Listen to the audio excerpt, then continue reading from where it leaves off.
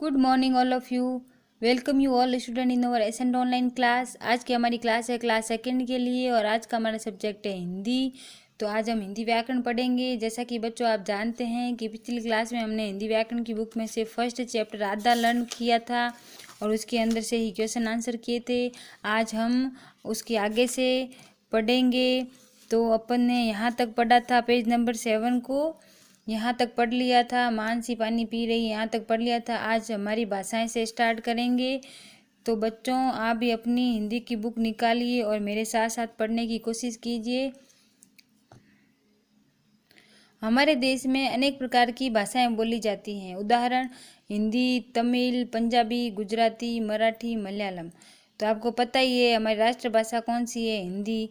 तो अपन ज़्यादातर हिंदी में बात करते हैं, लेकिन हमारे देश में हिंदी के अलावा भी और कई भाषाएं होती है जिसमें 22 भाषाओं को मान्यता दी गई है। तो उसमें से देखो यहाँ पे कुछ उनके नाम भी हैं, तमिल, पंजाबी, गुजराती, मराठी और मलयालम। तो ये हमारी भारत देश की भाषाएं हैं। अब व्याकरण, व्याकरण क्या होती है, किसे कहते हैं, उसके बारे में पढ़ेंगे। महेश ने माँ से पूछा मैंने दूध पीना है। तो क्या महेश ने ये सही बोला कि मैंने दूध पीना है? नहीं। तो माताजी तत्काल बोली अरे यह तो गलत वाक्य है, कहो मुझे दूध पीना है। मैंने दूध पीना नहीं होता है, मुझे दूध पीना है। तो उसकी मम्मी ने बताया कि तुमने ये वाक्य गलत बोला है।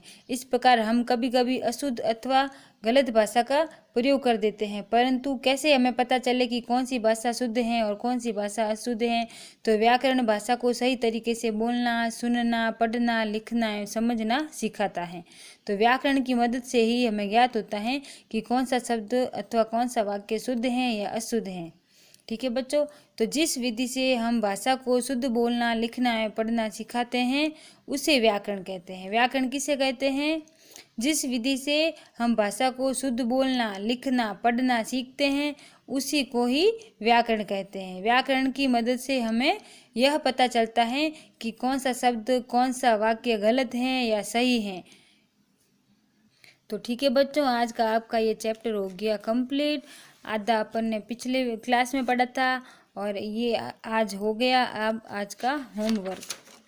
तो बच्चों आज का आपका होमवर्क पेज नंबर 8 निकालिए, जिसमें आपको पता है कि पिछली क्लास में अपन ने ये 4th नंबर वाला क्वेश्चन अपन ने कर लिया था। निम्नलिखित प्रश्नों के उत्तर लिखिए। ये सारे 4th और 5th अपन ने कर लिए थे। तो आज अपन होमवर्क में करेंगे क्वेश्चन नंबर 1। सही उत्तर के सामने सही का निशान लगाए।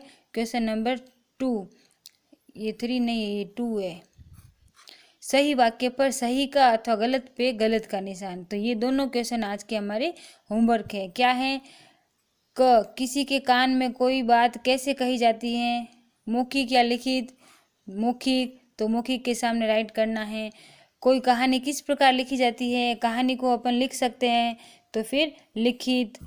सही वाक्य अथवा गलत पर सही और गलत का निशान लगाए। पक्षी भाषा बोलते हैं? नहीं। पक्षी क्या बोलते हैं? बोली बोलते हैं। तो ये हो गया गलत, तो यहाँ पे गलत हो गया। भाषा विचार प्रकट करने का माध्यम है? सही, तो ये सही हो गया। बातचीत का अर्थ होता है बोलना है, सुनना, तो सही, तो ये सही हो गया।